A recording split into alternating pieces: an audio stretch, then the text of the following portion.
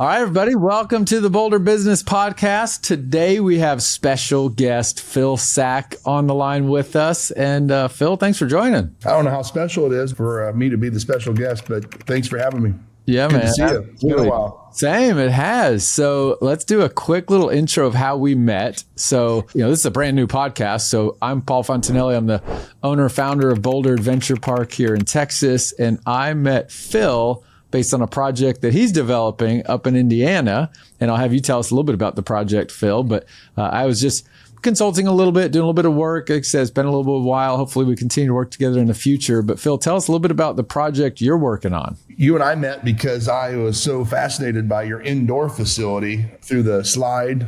And so our facility is going to be an agriculture entertainment theme park. The goal is to have as many attractions without lines, family-based nature entertainment, where instead of families going in all kinds of different directions and being in lines, it's where anyone from 1 year old to 100 years old can hang out together, and whether it's in the water, the lake, or on another attraction, the snow hill, which is similar to your slide, indoor slide, which everybody loves. Yeah, we're excited for it. It's definitely different than your traditional theme park, and we think it's just a way for families to get back to nature-based type activities. Yeah, I love it. Good description. We'll touch base more on that in the end. At the end of the interview, I'd love to hear how it's going, where you're at, and all that good stuff. But before we get there, let's talk a little bit about your path, because I was so impressed when I met you for the first time, Phil, for a number of reasons. One, I had an opportunity to go up to Wisconsin Dells with your team, and we were doing a little bit of research, R&D, if you will, checking out some places.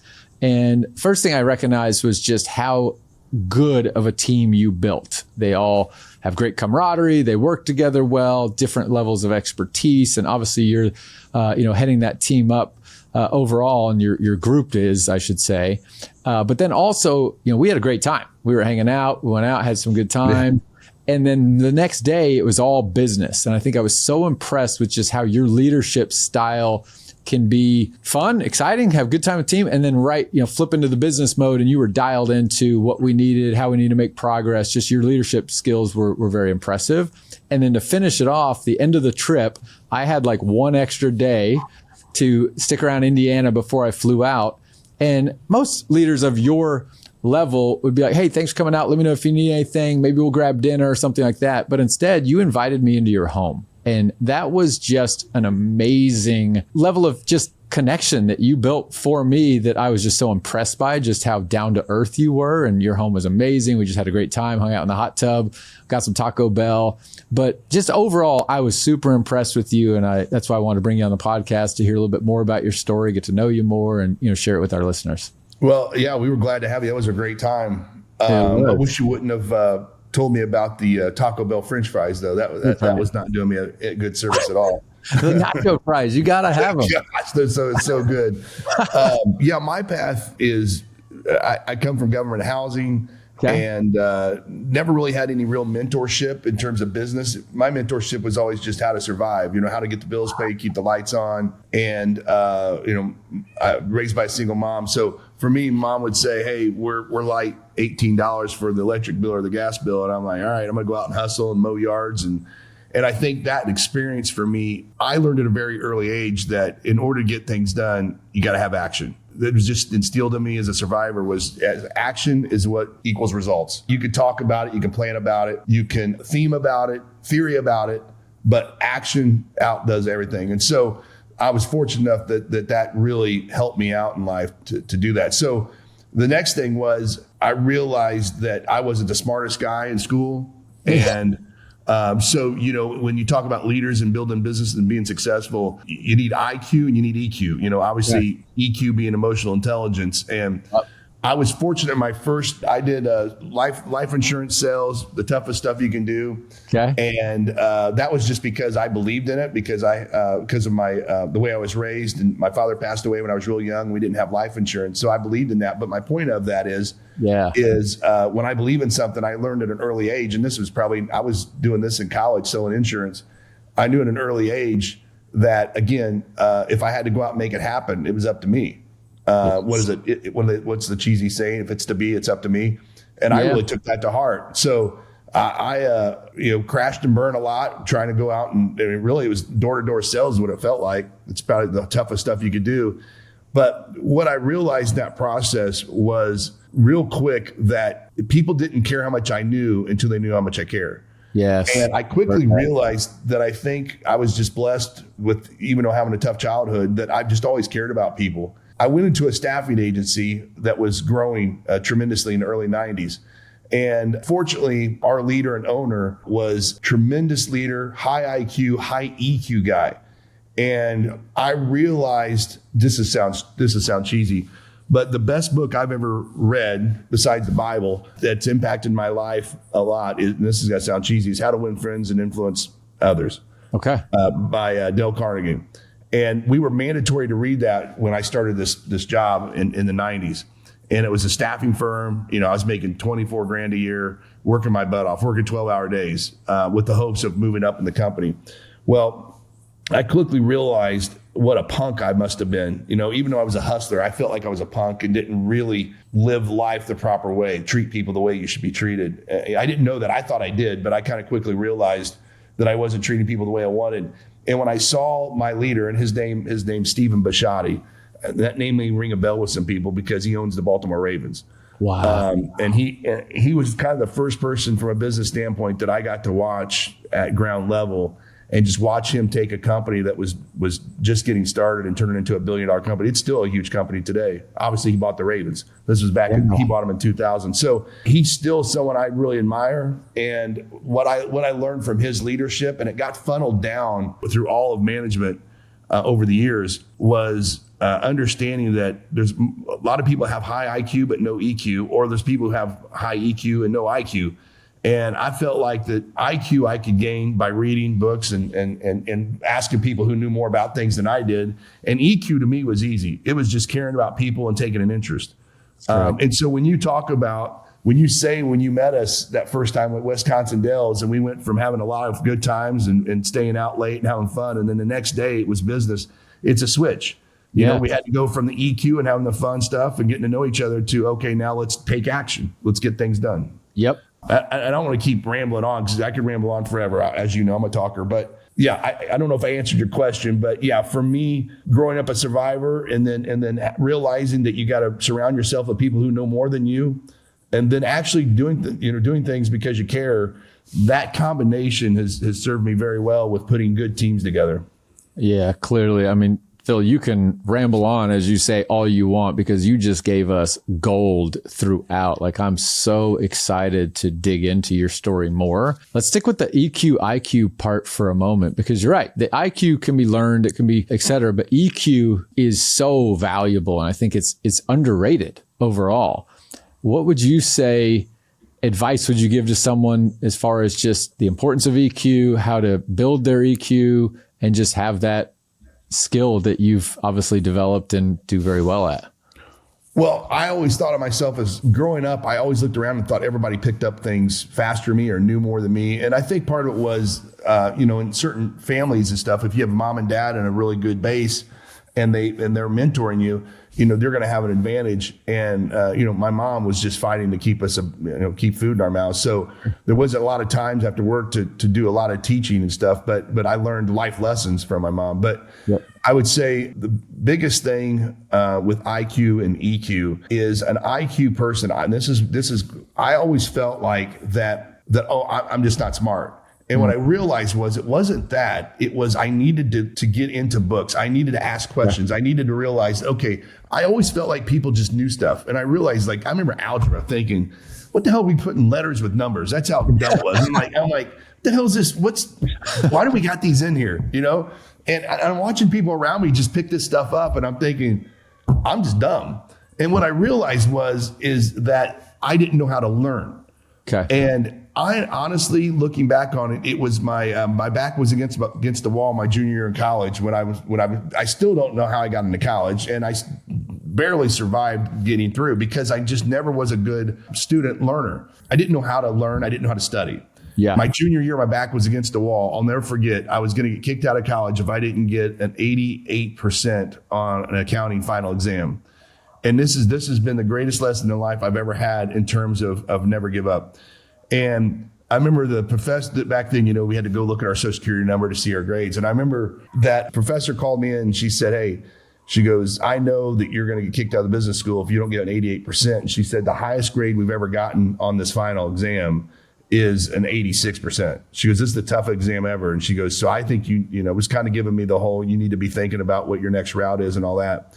Wow. I left that. The test was going to be, that was at 4 p.m. The test the next day was going to be at 9 a.m. I went home, opened that book up, that accounting book. I started at chapter 1 and it was 12 chapters. And I learned accounting at that time was counting 202.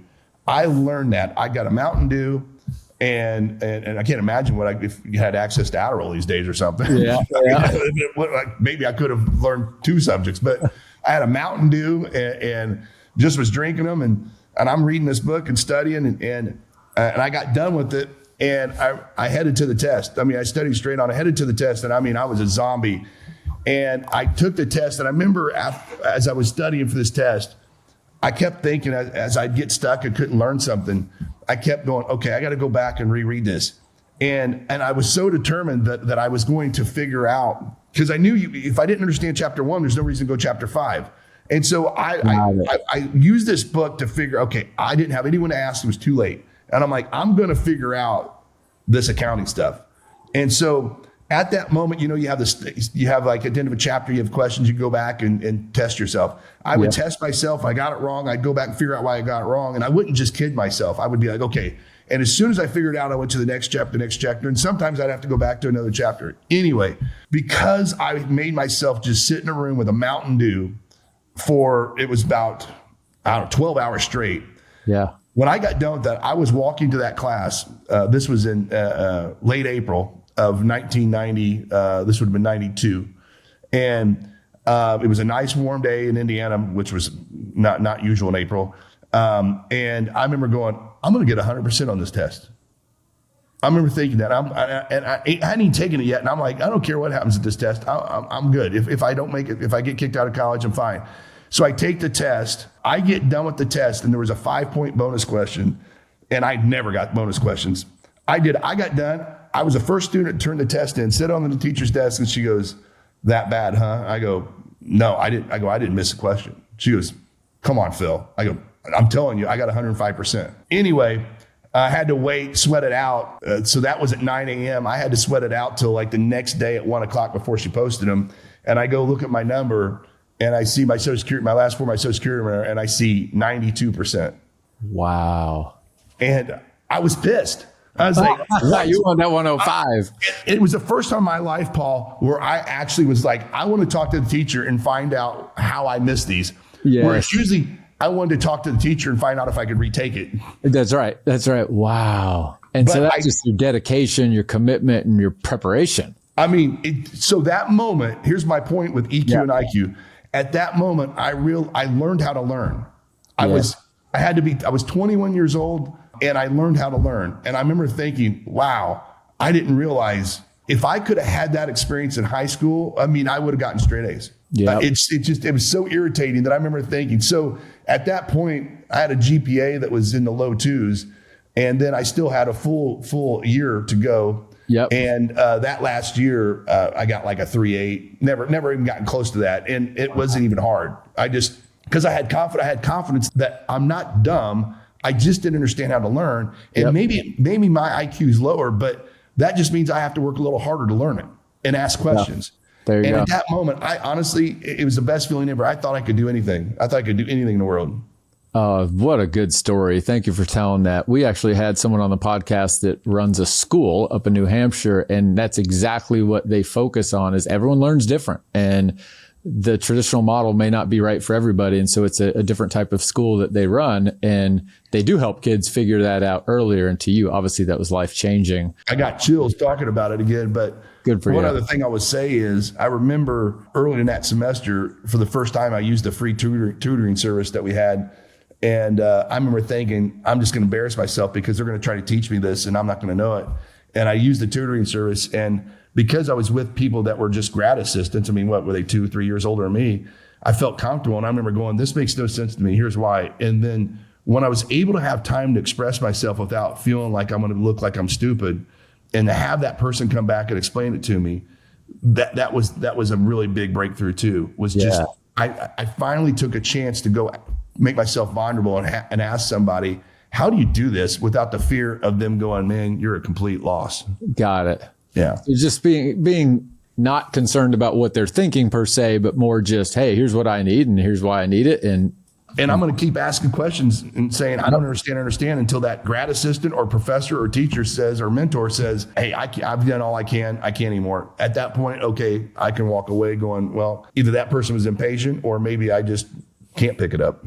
And I would guess that probably never happened. That would be like the fear of it. But the reality is you figured out how you learned, you asked questions, and you got where you needed to be. No, and again, it goes with emotional intelligence is if someone sees you're trying really hard and that you're willing to say, hey, I'm vulnerable and, my fear is that you're going to think I'm stupid or you think that I can't learn, then that person, I feel like then is now rooting for you. Like they're in it with you. They're in that trenches with you and they're trying to help you be successful. And most people's heart is going to be to try to help you out. So that's where, again, going back to the book, the Dale Carnegie book, I learned quickly that not being vulnerable and trying to be a know-it-all doesn't get people to want to be on your side. Being arrogant, cocky, you want confidence, but people root for an underdog. People want to root and they want to be a part of that. People don't root for someone. It's kind of funny. Like, for example, I know early on that people always do the opposite of what you want. So if I told you right now, Subway's the best, you can in your mind think Subway's the best sub shop in the country. And I'm like,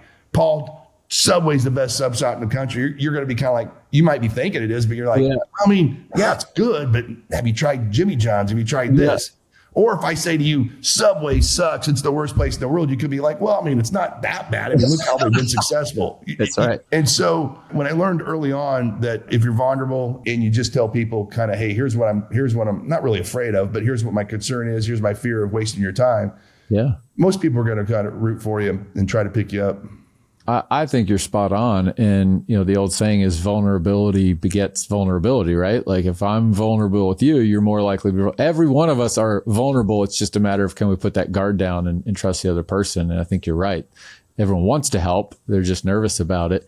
And honestly, to be vulnerable with you for a moment, like that's why this podcast was started, was Boulder's struggling. We're struggling to get by. We're having tough times. The revenue's not where it needs to be. The economy's down, et cetera. So we're struggling. I'm like, how else do I reach out to people? Well, I need mentorship. So I use the podcast to learn, get motivated, but also to, share about our business and hopefully people hear and they want to help. They want to come visit the park, et cetera. So it's just a different avenue of marketing, really. But I do try to be vulnerable on this podcast and we don't have it all figured out and we're still struggling and we're a 2-year-old business. We're a toddler. So we're still learning and still trying to, pay the bills and, make the mortgage and all that stuff. It's, we're still in, I'm going to transition this a moment if I can. We're still in survival mode. And you talked earlier about you were in survival mode and all of that. So I want to kind of go down that path. But before we do book reviews on this podcast from time to time, 30-second book reviews. Give us a 30-second book review on that book that you talked about, How to Win People, Influence Others. Give us a 30-second book review on it. It was a book that made me look in the mirror and ask myself, do I like who I am as a person? Do I treat others the way they should be treated? The biggest thing I got out of that book was the number one word in the English dictionary for a person is their name. And I realized how genuine Paul it is to make sure when I'm talking to someone that they know when you refer to someone, you use their name. When you're with them, you use their name. And then the biggest thing was, again, it goes back to the vulnerability is realizing that when you go left and say, this is for sure the route you want to go, then people have a tendency to want to go, well, let's maybe consider right. And what it becomes is going through with the world with people is a negotiation. And it's being willing to listen to other people's mindset, whether they're right or wrong, and at least giving them the sincere appreciation for the fact that you listen to them. You may not agree with them, but you at least listen to them. Yeah. And I think a lot of good can happen. And we call it carefrontation. I don't know if you're familiar with that, Paul, but I heard it at your meeting. Yeah. But give us an overview of it. So again, this comes from Stephen Bisciotti, the owner of the Ravens, and we were big on confrontation, where we held people accountable. And what you try to teach people is like, let's say, Paul, I didn't think you were working hard and you were supposed to be on the phone. I'm like, Paul, why's your phone not in your hand? I mean, it's not going to pick itself up. Okay, I could do that, But if you know that if you and I've had a side conversation where you've agreed that, hey, Phil, if you see me look like I'm not giving it my all, don't be afraid to give me a jab or two. And you would know if I was doing that, and you're like, hey, you're not mad. And you're like, hey, screw that guy. What a jerk. You're sitting there thinking, okay, damn man, Phil's trying to help me. I don't mind the jab, type thing. Yeah. So it's being willing to criticize someone because you care about them, but they know you care. In other words, you can't just be like, well, you couldn't come at me, Paul, and go, Phil, behind the scenes, why are you jabbing me in front of everybody? Why are you doing that? It's because I care. And you're like, well, I didn't know you cared. Well, the only way you know I care is because I actually take an interest in going to get to know you and actually say to you, hey, what are your vulnerabilities? What are your fears?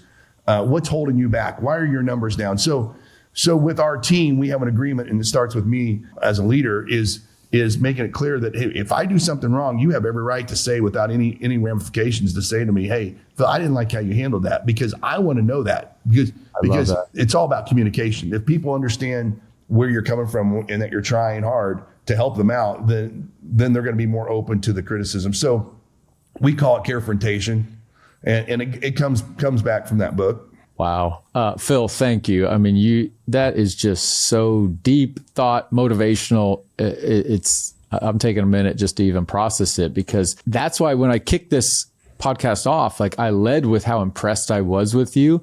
Keep in mind, at that time, we'd only spent 48 hours together at most. And everything you just described, I observed in your leadership, your personality, in such a short period of time. So you don't just say it, you live it, you breathe it. And I am just so thankful for you sharing those stories. Well, just to let you know, I've read that book 100 times. Wow. And here's how that happens is it used to be a chapter a day or a page a day. I mean, honestly, that's how, in other words, I read it once from start to finish and was just, I mean, some people think the book's kind of cheesy. For me, clearly, it goes back to the early 1900s. So there's some cheesy stuff in it. Okay. But boy, Steve Bisciotti making me read that book and saying, hey, I mean, you got to realize, instead of him paying me to learn the business, his first thing is, well, first of all, you need to read this book and then come see me. I would read a page, sometimes a chapter every day back from the time I was 24 until probably my mid 30s. Wow. So that's why I can say, if you were combining it, I've read it 100 times. So it's, and a matter of fact, now I'm thinking about it, I need to probably read it, get it back open again, because it's been probably 10 years since I've looked at it again. And every time I get motivated by it, it just helps you. It helps reassure you of how to communicate with people in a way where you both get out of it what you want. I love it. I am downloading that book. I listen to books on audio. I will listen to it for the first time, and then obviously, like you said, multiple times, but I'm going to start with it this weekend. I'm on a road trip with my son. We're going to a basketball tournament. That book is You could tell how old I am, because the first thought I thought was, I need to start reading again instead of listening to it. Well, no, that's I mean, read better. I'm going to do the same thing. Okay. I'll text you text me. Let's download it, and I'm going to listen to it when I'm on the treadmill. We'll hold each other accountable to make it happen. No, it's worth listening to for me. I mean, like 30 seconds a day. There's so much good stuff out of it. Oh man, thank you, Phil. That's awesome. Let's keep things kind of going down your story. So I want to talk about, you mentioned your mom was a single mom. You were in survival mode. Even in college, you're in survival mode. You talked about when you first started your career. When did you feel like you went from survival mode to thriving? Like when in your career do you feel like you were out of survival and now you're thriving? Honestly, I don't feel like I've ever gotten out of survival mode. Okay. The reason I say that is every day there's a new challenge. For example, as soon as I think I've got it all together, I had children. And now you're surviving to just make them the best people they can be. And this is going to sound crazy, but when I have three daughters. Okay. And when I had them early in my 20s. And I remember thinking at the time, and here I was working out, never really eat well, as you know. I eat like a little kid, but I still try to watch it. Taco Bell. Pardon? It's the Taco Bell. Yeah, right. You the fries got me, but for the most part, I was a very motivated, healthy person in my 20s. And I remember times when the kids would be crying at 2 a.m. and you have to get up with them. I'm sitting here thinking, I don't know how drug addicts who have kids do it. Like, How do you not find out on the news that there was kids left at the house, 10 kids left there, but you don't hear? I mean, somehow that people do it. But my point is, I remember thinking that I was surviving to make it to work with no sleep and raising these kids. And then you get your kids to a point where they're in high school with sports and then college. And then now I've got 2 granddaughters.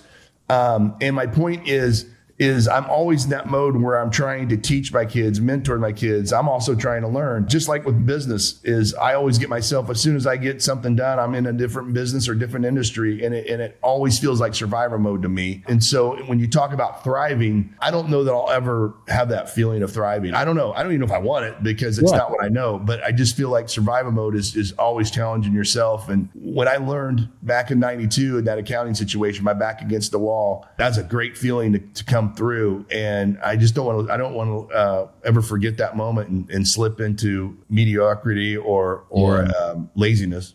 That's awesome. It's basically, the point is, don't let yourself get comfortable. Keep learning, keep growing. Growth comes through challenges and survival and all of that. And it's a little comforting. I mean, to be vulnerable. Like I mentioned, Boulder's in a tough spot. Personally, I'm in a tough spot. So I'm very much in survival mode. And I've to the same point, I feel like I've been there my whole life. I guess my question, to come back to that, to reframe it a little bit, because you're always learning, you're always growing, but just from a financial perspective, you've been very successful. When do you feel like, what elements of your career kind of set you on a different path financially? Was it, you talked about you were selling supplements at one point, you've done real estate. Talk me through that. It was when I was with my staffing firm. I was in early enough that I had some stock. And so by the time I was probably 30, 31, I didn't realize the amount of stock I had earned. So that was a moment when I realized, I was like, oh, wow, it's the first time I'd ever really had a decent amount of money. Yeah. And that's when my mindset intersected with the fact that I have kids that I haven't been able to, my oldest one was, at the time, was probably 7 or 8, and I was missing some things, activities. Yep. And I thought, you know what, I could take this chunk of money and maybe put it into something else that gives me more freedom and more time. That way I can make my kids a priority. And that was probably, my early 30s when it was like, okay, this is, if I'm smart with this chunk of money, I can have some freedom and be able to see my kids do things that a lot of parents couldn't do. Yeah. Okay, good.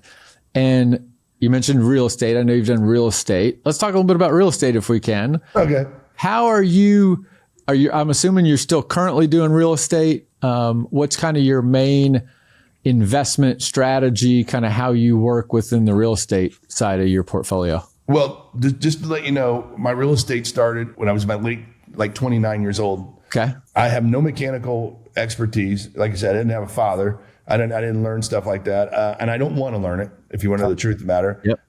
I'm not a fixer-upper kind of guy, but I went to a 3-day seminar where I risked $5,000 to learn how to buy distressed properties, fix them up, and flip them. Okay. And I went there for 3 days. And again, I never would have done this in a million years. And my biggest concern was, are these guys legitimate? And I remember it was in Tampa, Florida. So I flew from Indy to Tampa, Florida. $5,000 that I was nervous wreck to do, because at that time I still hadn't gotten my stock, but yeah, it was a pretty good chunk of money. And and I wouldn't have ever done it if it wasn't for the fact that I was like, yep, I'll figure this out. If they really teach me if they teach me what they're saying, I'm like, because I've done this before, I'll figure it out. So I go to it. Couldn't have been a better seminar. Ron LeGrand's his name. He still teaches stuff, but Ron LeGrand, great guy. And I learned a ton from his seminar. And came back home and was like, okay, I'm going to buy a house, fix it up, and sell it. And there's a whole lot that goes into that. Okay, finding it, getting the deal, having the money, that type of thing. And so I did one, and then I'm like, well, if I can do one, I can do two. And then by the second year, I did 12.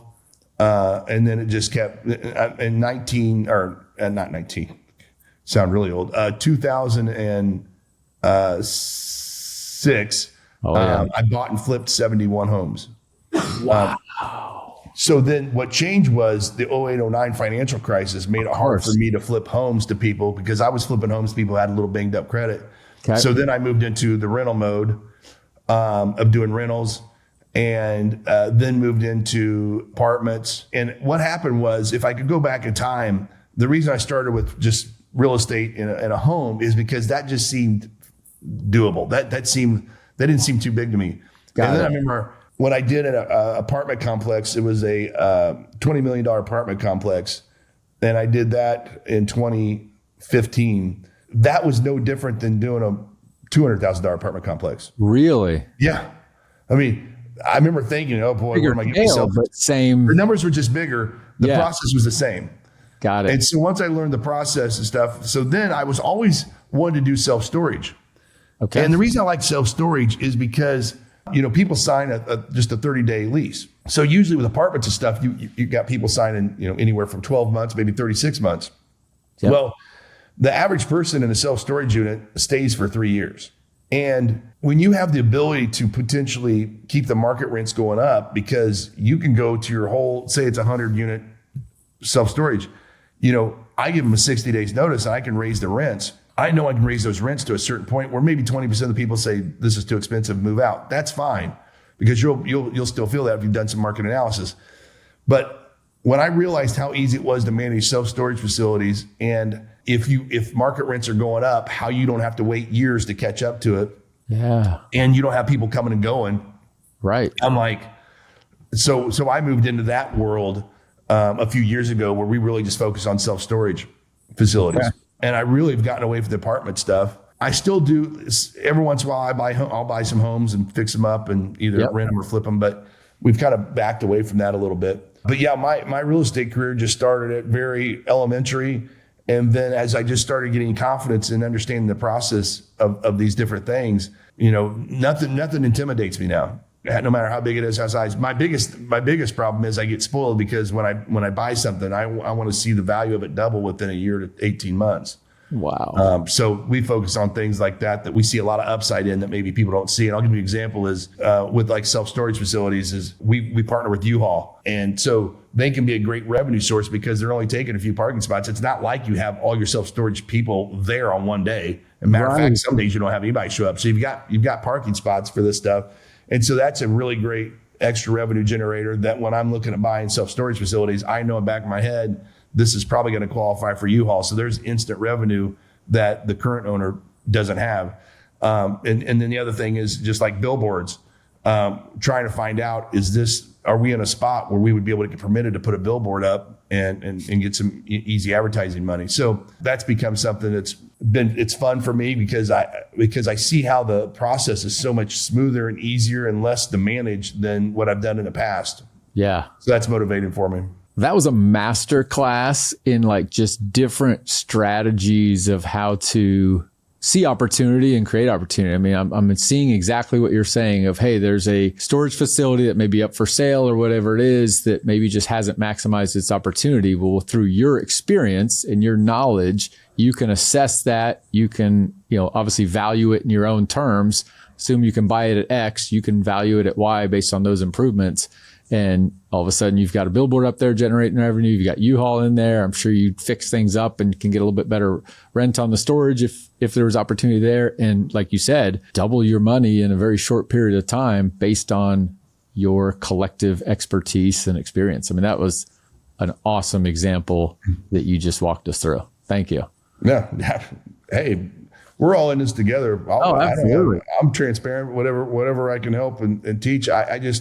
Again, I'm a normal average person, and it's a cliche that if you can do it, anybody can do it type thing, but it's action. It's just not being afraid of the process. And if the process has a hurdle in it, go ask somebody, how bad do you want it? And this is a lot of cliche stuff, but anytime I see someone not being able to get what they want, it's usually because they haven't asked enough questions and made themselves vulnerable enough. There you go. I love it. And action is the key. I mean, I saw a quote recently from Grant Cardone that said something about the only people that really fail are the ones that quit trying. And it's, you're going to get knocked down. Yeah, you're going to fail at times, but you've got to keep taking action and keep stepping up and trying again. Yeah. And there's a fine line. So, I mean, someone can stick with something so long that maybe for whatever reason has its obstacles. And it's a tricky situation sometimes of knowing when to quit. I think a person knows deep down if they've given it their all and if they've really done everything they can versus, hey, I, had one obstacle and that's all it took for me to just be like, oh, this ain't going to work. It's just like with someone with homes it's always funny when they say, well, I couldn't get a loan or I couldn't find the money, so this doesn't work. Well, my analysis to this would be, okay, if I walked into your studio right now and let's say, I don't know, say there's 30 people there and I had $100 bill and you all got to look at it and you knew it was certified for real $100 bill. All right. Yep. And I said, I need change for this. What's the most, I don't care what change it is. I just need to change it. What's the most someone will give me? Because your belief is that it's truly worth $100. You might say, I'll give you 40. Someone might say 60. Someone might say 80. But let's say in that room, I'm desperate for change. And someone says, all I have is 320s. All right, I'll do it. Boom. Well, they gave me the 20s. They got the 100. They made $40. No problem. Well, my whole thing is just the same with the house. If you know the house is worth $100,000, okay, and you're able to pick it up for 60, there's someone out there that you can go to that's going to have the money to help you do this. It's just depending on how confident they are in you, how confident they are in the house. And that's all up to you, like making sure you're giving them all the facts to help them make an educated decision. And so I've always looked at it when someone says, I can't find the money, then I said, well, the deal must not be very good. And then what you find out is if the deal was very good, then, well, how many people have you been vulnerable enough to go to and present it to? Well, no one. Or I sent a text or an email to someone and let me see it. And it's just kind of real shy and sheepish. Like, I think I found a decent deal that I think might be okay. The word think. I hate hearing words try and think. Those are just indecisive words that people don't really wrap around. And so, my point would be in the real estate world is really making sure that, well, I think it's created the most millionaires ever.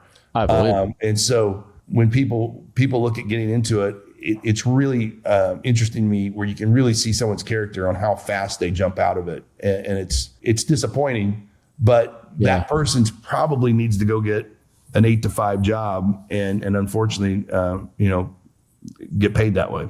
There you go. All right. So sticking with the real estate, if I give me advice, it's just like you did with the storage units where you kind of just talked us through at a high level, different strategies. If I want to get into buying distressed properties, fixing them up, flipping them, how much capital realistically in today's environment with interest rates, et cetera, to start with one home, what advice would you give somebody? When you have people that are in California, they're like, oh, these are this. Right. Everyone has an excuse every place they're at. And in all fairness, I know there's certain areas that are a lot more expensive. You're in Texas, Grand Prairie, So Texas is a really good state for this. But ultimately, nowadays with AI and all this stuff there is, it's, I used to knock on doors. I would send letters to vacant homes. I would knock on doors. I'd go to the city county building and look up who was behind on taxes, stuff like that. I mean, it was old school. Now, there's a lot of things you can do with Zillow and all that, where people talk about seller financing, different things like that. You got Airbnbs you can do. But the biggest thing I would say to get started is find a mentor, like I did with even though Ron LeGrand wouldn't know me from Adam, his seminar, his books, everything that he ever showed worked. It was really good stuff. So I would say, first of all, find a source, and if it costs some money, that's an investment into it. Now I think it's pretty easy these days to really find out who's the real deal and who isn't. Yeah. And I would say invest in that education, and then kind of find what niche in real estate you want to be in. Yep. But just like right now, you could get on realtor.com or whatever and look up homes, and you could probably find out in the area you live in, if you see a home pop up that seems like it's severely undervalued, then the next thing is, okay, how do I run out the money, or can I get financing, whatnot? Right. But again, if a deal is good enough, there's people out there that are going to give you the money. Yeah, that's awesome. Awesome. All right, Phil, we're coming up on time. Let's transition. Last part of the conversation. I want to hear more about Project Monarch, which is how I met you, what you're working on, kind of the status for what you're able to share, obviously. Give us an update a little bit more in detail than what you did earlier earlier you explained what it is, but now kind of give us an update on kind of where you're at and how things are coming. Yeah, well, thanks. I appreciate that, Paul. We started off as just being a 4 or 5 acre lake with sandy white beaches around it, and in the middle of Indiana, and providing an experience in suburbia that most people would never get without going 2 or 3 hours. And that is basically a lake that is got its own biome, no chemicals or anything in it, as you know. A water slide system that's built in the water, that has challenge stages and different ways to jump off 10 feet and 20 feet to where 10, 20 people can be on one part of one of the water slides, if you will, jumping off all different angles. But again, it comes back to where mom and dad and grandma and grandpa can be floating in the water and watching you come down into them. They can even get up there. You see kids helping their parents get up on these slides and stuff. So that's fun. And it started out as that on about a 20 acre parcel. And then as I met great people, as you know, Ron Romans from CRS, as I started meeting people that were very interested in finding theme park attractions that didn't have lines and that got a lot of people through with still having the same fun, adrenaline fun experience as you have at your facility. You have a lot of stuff like that. I became kind of obsessed with, okay, what else can we have out there? So we've evolved from a 6 acre lake with a sandy white Bohemian sand all around it with water slides in the middle of it, to now we have a sledding hill that's similar to your indoor facility. We have an all season sledding hill. Thanks to you. You kind of gave us a lot of advice on that. To where we now have a ropes course, a putt-putt course, a venue for corporate events, team activities. What I love about those attractions is the fact that it's a low labor cost. So everything we did helps a lot of people have a lot of fun at one time without being in any lines. It has a high safety, and it requires very few people to have to really watch after people. So you don't have people feeling like at a pool where you have lifeguards where you're getting the whistle blowing at you. You know, this is really an area where we're so sure how safe it is that you can pretty much, whatever your imagination leads you, you can do.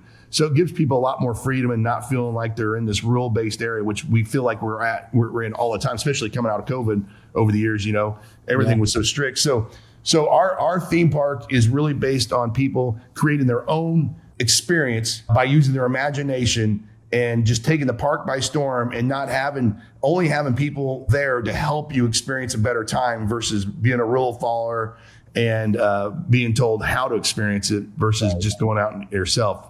So yeah, it's on now it's 75 acres, and we're expecting anywhere from 5,000 to 7,000 people on any given Saturday. And we'll break ground June 1st and open May 18th of 2026 in Sheridan, Indiana. That's awesome. Congrats on the progress, obviously how things are going. I love hearing the stories and look forward to, staying in contact for sure. I think the hope is we can work together when y'all get to the phase of indoor entertainment there. And I'm looking forward to getting to that point as well. As I say that, it's kind of funny because I just made it sound like the line of success was just like this. Yeah. That's how it always appears. I'm like, the line of success was like this. Yeah.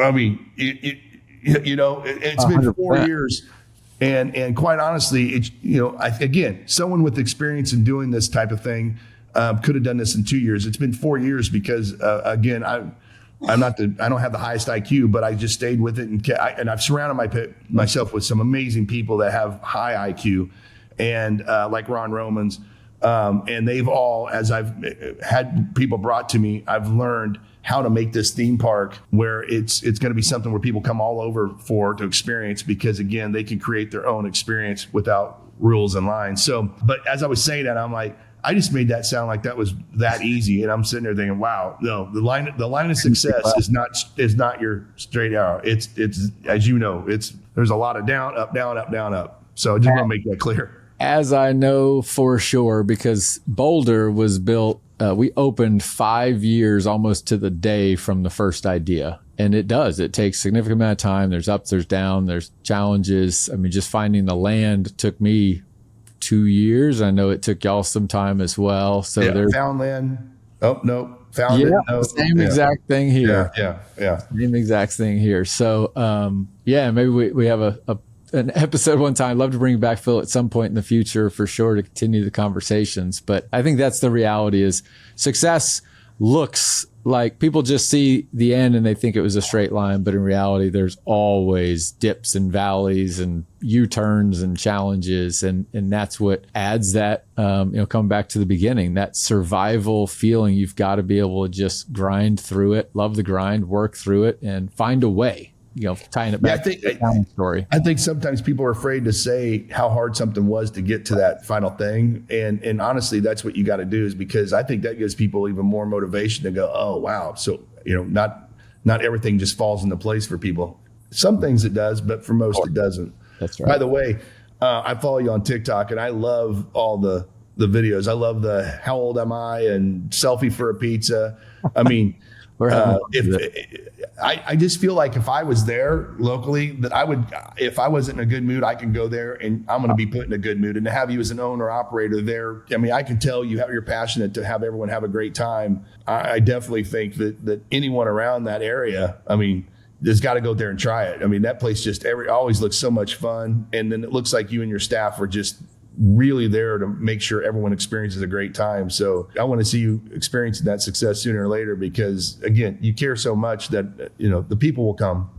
Thank you, Phil. That was deep. That really means a lot, more than you know. So thank you. Absolutely. We've reached a perfect time for us to put a bow on this, Phil. That was a phenomenal episode. Like, I'm super excited to, put that together, share it with the world, and, hopefully have you back in the future as well. Well, Phil, again, thank you for joining. Your time is precious and you spend it with us, and we're just grateful for all the insights you gave us. And I look forward to staying in contact with you. Yeah, happy to help, Paul. I think of the world of you. So, man, if you need anything, let me know. I will. Thanks, Phil.